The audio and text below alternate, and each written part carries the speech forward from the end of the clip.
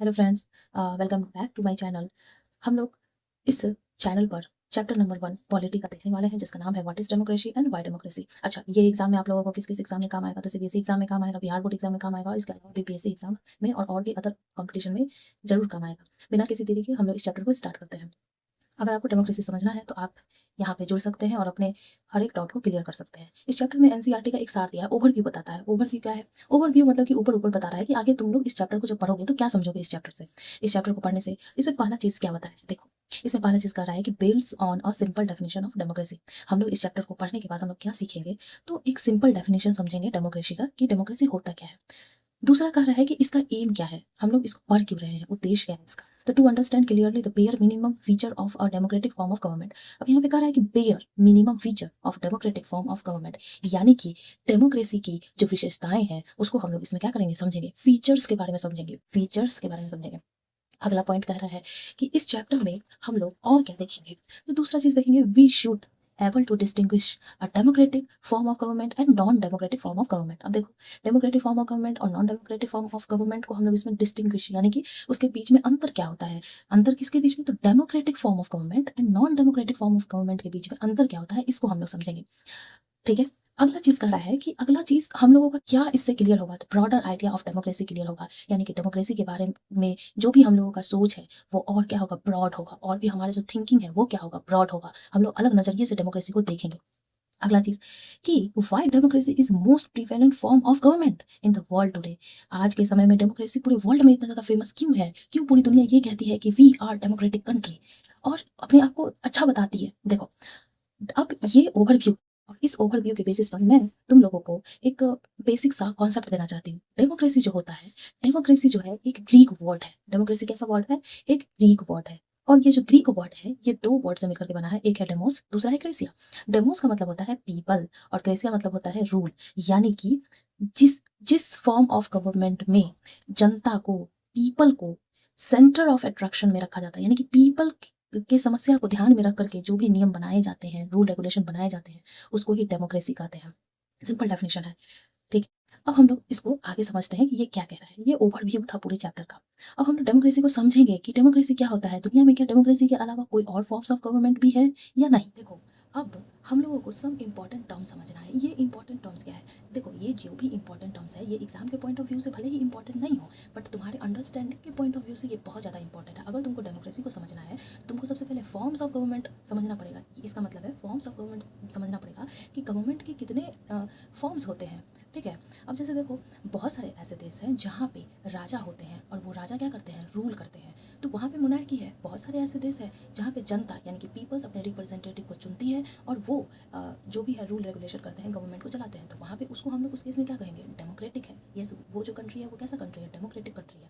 इसके अलावा बहुत ऐसे देश हैं जहाँ पे जो कोई राजा होता है वो अपने हिसाब से हर एक चीज़ चलाता है, यानी कि अगर वो कह दिया कि सुबह हो रहा है तो तुमको वो मानना पड़ेगा कि हाँ भाई सुबह है, और तुम उसमें कुछ ऑब्जेक्शन नहीं कर सकते हो। अगर तुमने कुछ ऑब्जेक्शन किया तो तुमको उठवा लिया जाएगा, तुमको मरवा दिया जाएगा, ऐसा वाला सीन चलता है। ठीक है। और कुछ ऐसे देश होते हैं जो कि रिपब्लिक होते हैं। अब हम लोग इस चीज़ को, इस पूरे के पूरे टर्म्स को समझेंगे ताकि तुम जब ये चैप्टर को पढ़ो तो तुम्हारे हर एक आइडिया क्या हो जाए, क्लियर हो जाए। अब मोनार्की को देखो, मोनार्की क्या होता है? तो कह रहा है कि अ किंग और क्वीन रूल्स द कंट्री। जिस देश में यदि कोई रानी या फिर कोई राजा रूल करता है तो उस कंट्री में जो भी फॉर्म्स ऑफ गवर्नमेंट है तुम उसको कहोगे कि वो कैसा फॉर्म्स ऑफ गवर्नमेंट है, तो वो मोनार्की है वहाँ पे। यानी कि पुराने ज़माने में ऐसा ही होता था। ठीक है। अब जैसे मान लो कि इंडिया है, ठीक है, तो इंडिया में जैसे मान लो कि ये एक कोई क्षेत्र है, इस क्षेत्र में ये यहाँ पे कोई दूसरा राजा रह रहा है। ठीक है। यहाँ पे कोई दूसरा राजा रह रहा है, ये शासन कर रहा है। ये कोई सेकंड रीजन है, यहाँ पे दूसरा राजा रह रहा है और वो क्या कर रहा है, राज कर रहा है। अब यहाँ पे मोनार्की में क्या होता है कि ये देखो, ये भारत के ही अंदर आ रहा है। जैसे मान लो ये बिहार स्टेट है, ठीक है, और इधर कर्नाटका वाला स्टेट या महाराष्ट्र वाला स्टेट एज्यूम कर लो। अब इसने क्या किया, पहले यहाँ के राजा ने इस पर अटैक कर दिया। ठीक है। और ये राजा मान लो सेकंड रीजन का जो राजा था वो अटैक करने के बाद जीत गया, वार हुआ। ठीक है। वार जब भी होता है तो जो जीतती है, मतलब कि दो टीम जो होता है उसके बीच में ट्रीटी होता है, उसको संधि कहते हैं। ठीक है।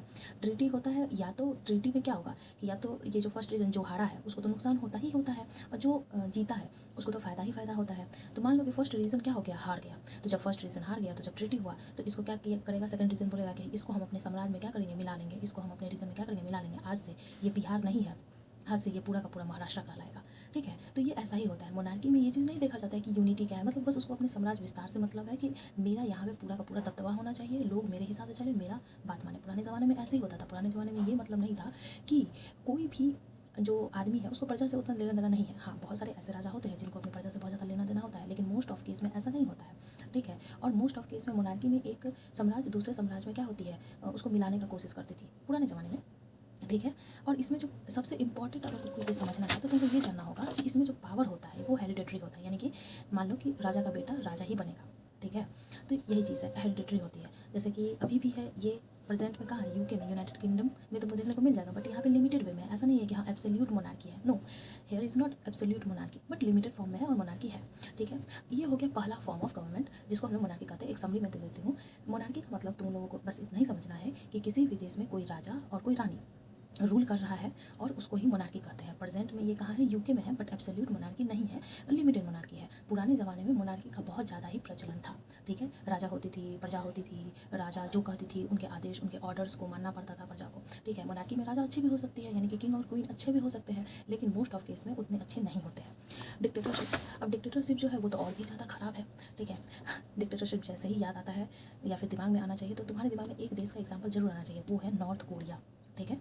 नॉर्थ कोरिया में एक चचा है जिसका नाम है किम जोंग यूंग, ठीक है, किम जोंग यूंग, ठीक है। यहाँ पे क्या होता है कि वन पर्सन, एक जो व्यक्ति होता है, one person has complete control, एक ही व्यक्ति के पास में कंप्लीट कंट्रोल होता है। मोनार्की में तो ऐसा नहीं भी होता है, जैसे राजा है, ठीक है, वो रूल करेगा, बट उसकी कुछ मंत्री वगैरह भी होते हैं, ठीक है, उनसे वो पूछ करके कोई भी चीज़ को इम्प्लीमेंट कर सकता है, नहीं कर सकता है, ऐसा होता है। बट डिक्टेटरशिप में ऐसा नहीं होता है कि पूरा का पूरा जो पावर का कॉन्सेंट्रेशन है वो बस एक ही पर्सन के पास में होता है। जैसे कि नॉर्थ कोरिया में जो एक चचा है जिसका नाम है किम जोंग यून, ठीक है। People have little or no freedom to choose leaders. Even यहाँ पे पीपल के पास में कोई भी फ्रीडम नहीं होते हैं कि वो अपने जो रिप्रेजेंटेटिव है उनको चुन सके, ठीक है। ये नॉर्थ कोरिया में है। अब आ जाओ रिपब्लिक को समझते हैं। रिपब्लिक क्या होता है, देखो, जैसे कि रिपब्लिक का मतलब होता है कि किसी भी देश के हेड को, हेड ऑफ द स्टेट को जनता ने डायरेक्टली या इनडायरेक्टली चुन करके भेजा है, बट वो जो भी वो हेड ऑफ द स्टेट है वो क्या है, इलेक्टेड है, तो उसको ही, उस देश को ही क्या कहेंगे, रिपब्लिक कहेंगे। अब देखो यहाँ पे क्या करा है, the country is run by elected representative and president. जैसे हमारा देश क्या है, हमारा देश भी रिपब्लिक है। क्यों? क्योंकि हमारे देश में जो प्रेसिडेंट है, राष्ट्रपति द्रौपदी मुर्मू, उनको भी हम लोगों ने इलेक्ट किया है। तो बोलोगे कि हम लोगों ने वोट कब दिया? यहाँ पे जो हम लोगों ने वोट दिया अपने देश में वो डायरेक्ट वोट नहीं था, वो इनडायरेक्ट वोट था, ठीक है, जिसको हमारे देश के एमपी इलेक्टेड एमपी और इलेक्टेड एमएलए चुनते हैं, ठीक है, ऐसा होता है। और जो एमपी होते हैं और जो एमएलए होते हैं उनको तो हम लोग चुन के भेजते हैं, इसलिए यहाँ पे जो वोटिंग सिस्टम होता है वो क्या होता है, इनडायरेक्टली होता है। रिपब्लिक का मतलब समझ में आ गया कि इलेक्टेड रिप्रेजेंटेटिव, याद रखना है, इलेक्टेड रिप्रेजेंटेटिव। यहाँ पे प्रेसिडेंट याद रहेगा, नो किंग और क्वीन। जैसे कि रिपब्लिक कैसा, इसका एग्जाम्पल अगर लोगे तो इसका एग्जाम्पल तुमको दिखेगा अमेरिका बेस्ट एग्जाम्पल है, अमेरिका। अब यहाँ पे एक क्वेश्चन आएगा कि is India is Republic? Yes, India भी क्या है, रिपब्लिक कंट्री है। भारत एक गणतंत्रात्मक राज्य है, ठीक है। वाई? क्योंकि यहाँ के जो हेड है लोगों के द्वारा जो है इनडायरेक्टली इलेक्ट होता है, ठीक है। लोगों के द्वारा क्या होता है, इनडायरेक्टली इलेक्ट होता है, लोगों के द्वारा इनडायरेक्टली इलेक्ट होता है, इसीलिए इंडिया भी क्या है, एक रिपब्लिक कंट्री है, ठीक है। अब देखो एक नोट रख लो, नोट क्या है कि इंडिया जो है वो रिपब्लिक, डेमोक्रेटिक और फेडरल, ये तीनों है, मतलब कि ये तीनों विशेषताएं भारत में तुमको देखने को मिलेगी। रिपब्लिक यानी कि हेड ऑफ द स्टेट को हम लोग चुनते हैं, इलेक्ट करते हैं, हाँ, लेकिन यहाँ पे जो इलेक्शन होता है वो इनडायरेक्ट होता है, इनडायरेक्ट इलेक्शन होता है, ठीक है। अब ये मत कह देना कि रिपब्लिक जो है वो इनडायरेक्ट रिपब्लिक है, नहीं, यहाँ पे जो इलेक्शन होता है वो इनडायरेक्ट इलेक्शन होता है। दूसरा है डेमोक्रेटिक भी है, हमारा देश डेमोक्रेटिक है क्योंकि हमारे जो रिप्रेजेंटेटिव होते हैं उनको भी हम लोग थ्रू इलेक्शन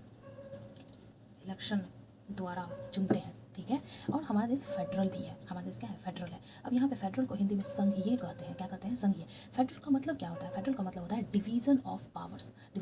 जैसे कि हमारे देश में केंद्र सरकार है, यानी कि क्या कहते हैं, सेंट्रल गवर्नमेंट है, स्टेट गवर्नमेंट है, लोकल गवर्नमेंट है, वही होता है फेडरलिज्म, यानी कि शक्तियों का बंटवारा ही फेडरलिज्म कहलाता है। यानी कि हमारा देश जो है, हमारे देश के अंदर में तीन विशेषताएं, रिपब्लिक भी है, डेमोक्रेटिक भी और फेडरल कंट्री भी है हमारा देश।